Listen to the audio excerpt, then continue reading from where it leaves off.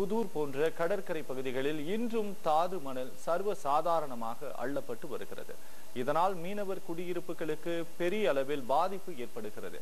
பிரத்யேகமாக எடுக்கப்பட்ட அந்த காட்சிகளை தற்போது பார்க்கலாம்.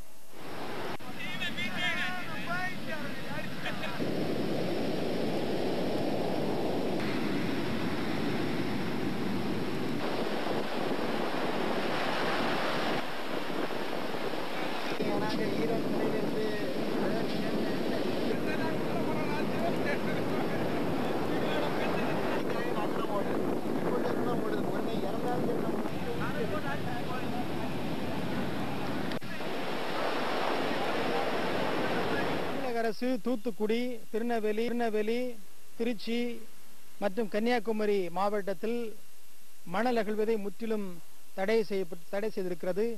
இது உண்மையிலேயே பாராட்டப்பட வேண்டிய, வரவேற்கத்தக்க வேண்டிய காரியம். கன்னியாகுமரி மாவட்டத்திலும் இப்படிப்பட்ட நடவடிக்கைகளை மேற்கொண்டால் நன்றாக இருக்கும்.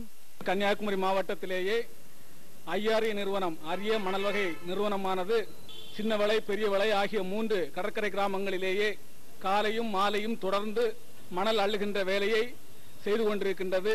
இது சம்பந்தமாக ஏற்கனவே பல்வேறு முறைகள் பல குற்றச்சாட்டுகளை நாங்கள் மீனவர் குறைதீர்க்கும் நாளன்று வைத்த பிறகும் அதனை அரசு கண்டுகொள்ளவில்லை. எனவே அரசானது இதனை பரிசீலனை செய்து ஐஆர்ஏ மணல் எடுக்கின்ற விஷயத்தையும் ஆய்வு செய்து அவர்கள் உண்மையிலேயே சரியான முறையில் சரியான அளவில் எடுக்கின்றார்களா என்பதை பார்த்து அதை நிவர்த்தி செய்ய வேண்டும் என்று தமிழக அரசுக்கு நாங்கள் கேட்டுக்கொள்கிறோம்.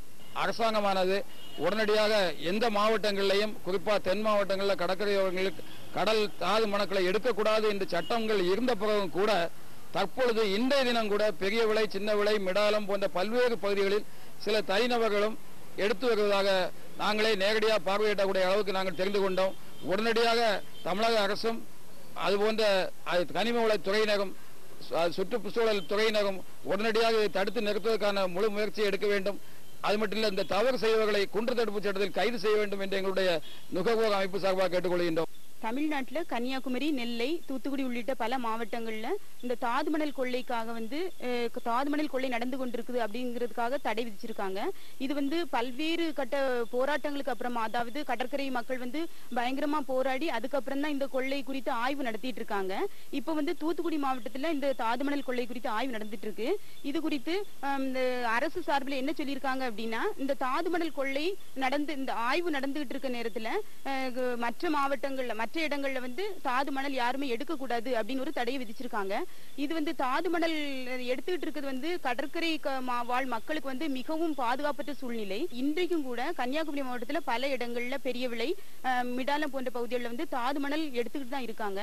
இது தனியார் மற்றும் இல்ல, இந்திய அரிய ஆலை, மணல் ஆலை கூட இந்த பணியில இந்த இதுல ஈடுபட்டு இருக்காங்க. தாது மணல் கொள்ளை என்கிறது தனியாரோ அரசாங்கமோ யார் எடுத்தாலுமே அது பாதிப்படைகிறது கடற்கரை வாழ் மக்கள் தான். இதனால இவங்க என்ன பண்ணணும் அப்படின்னா, மொத்தமா, அதாவது தனியார் மட்டும் இல்லாம அரசு சார்பில் மணல் எடுக்கிறதையும் இவங்க தடை விதிக்கணும் அப்படின்னு சொல்லிட்டு பல்வேறு மக்கள், பல்வேறு தரப்பினர் கோரிக்கையா வச்சிருக்காங்க.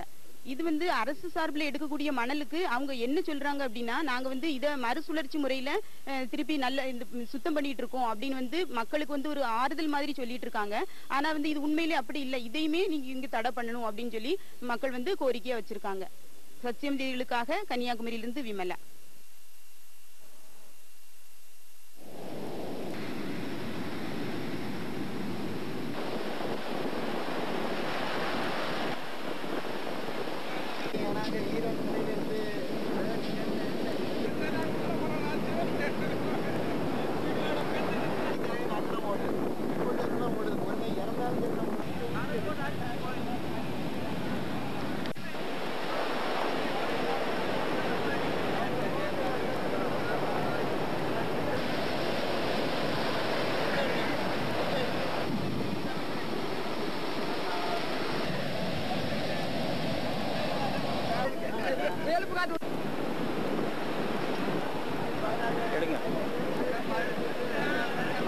ரொம்ப தெரியாது, புது தூண்டு இது பண்ணதே மாதிரி.